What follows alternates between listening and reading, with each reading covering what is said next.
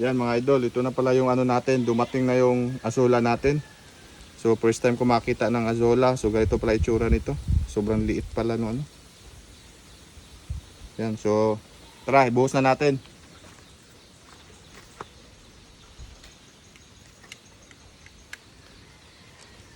Azola. Hindi ko pikit ako. Tatak.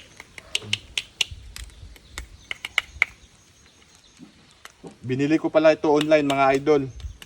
Bali 4 days din bago dumating. Kala ko nga darating dito patay na eh. Pero hindi naman. Fresh, parang fresh pa rin tignan yung ano eh. Halaman eh, berdeng-berde pa eh.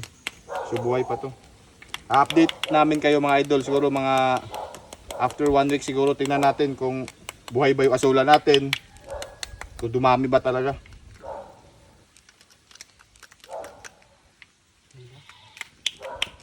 Ito lang lahat. Pala.